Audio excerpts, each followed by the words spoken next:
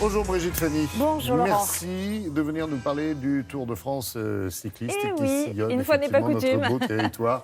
Voilà.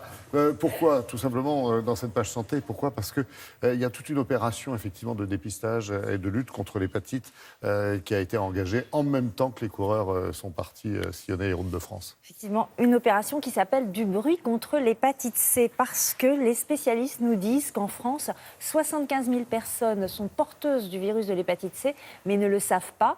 Dans le monde, selon l'OMS, ce serait 10 millions de personnes qui sont atteintes de l'hépatite C sans le savoir. Pourquoi? Parce que l'hépatite C, c'est une maladie silencieuse. Le virus se contracte par le sang et il va attaquer le foie. Mais c'est une maladie au début qui est silencieuse, c'est-à-dire pas de symptômes. Elle peut évoluer comme ça silencieusement pendant des années et finir par détériorer le foie, aller vers une hépatite chronique, une cirrhose, voire dans certains cas un cancer du foie. Donc effectivement, il faut agir et c'est l'objectif de cette campagne, qui est une campagne de santé publique qui se passe sur le Tour de France actuellement. Donc à chaque étape, il y a un camion avec l'association SOS Hépatite, des bénévoles, des professionnels de santé. L'objectif, c'est inciter au dépistage, dire au public qui est là au moment de l'arrivée de l'étape, eh bien, venez vous faire dépister parce que pourquoi on leur propose ça? Parce qu'il existe aujourd'hui des traitements qui permettent tout simplement de guérir cette maladie.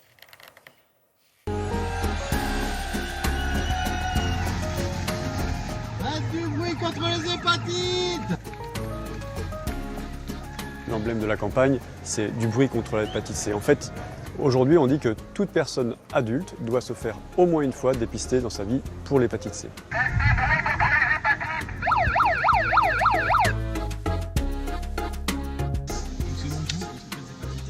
Le dépistage consiste à en chercher une trace du passage du virus dans le sang, ce qu'on appelle une sérologie. Ça peut être fait soit avec une simple prise de sang ou un test dit capillaire au bout du doigt. Vous prenez une goutte de sang, vous le mettez sur un dispositif comme pour un test de grossesse. En quelques minutes, vous avez le résultat.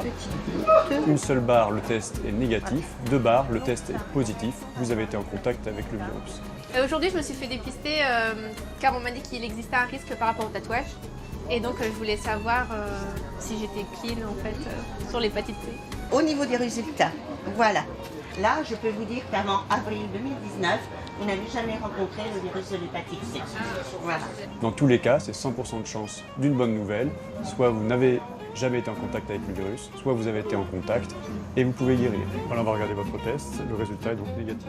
S'il n'y avait pas eu le Tour de France, je pense que j'aurais même pas entendu parler de l'hépatite C, donc je pense pas que je me serais fait dépister. Certainement pas spontanément.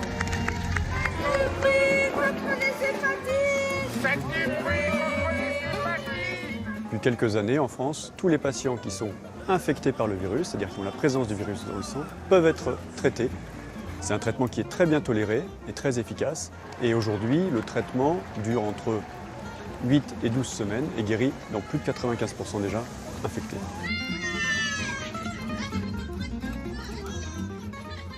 Alors c'est pour tout le monde parce que tout le monde doit se faire dépister? Alors, le médecin le dit dans le reportage, tous les adultes doivent se faire dépister au moins une fois dans leur vie. Pourquoi? Parce que les situations à risque de contamination sont très nombreuses. Par exemple, pour les usagers de drogue qui ont échangé des seringues ou des pailles pour ceux qui ont utilisé de la cocaïne.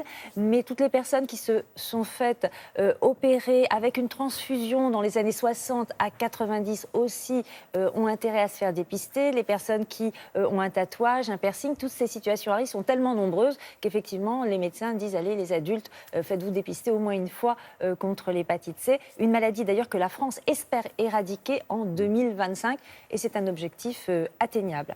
Et à la fin du Tour de France, cerise sur le plateau de Télématin, Oui. on reparlera certainement de cette journée mondiale.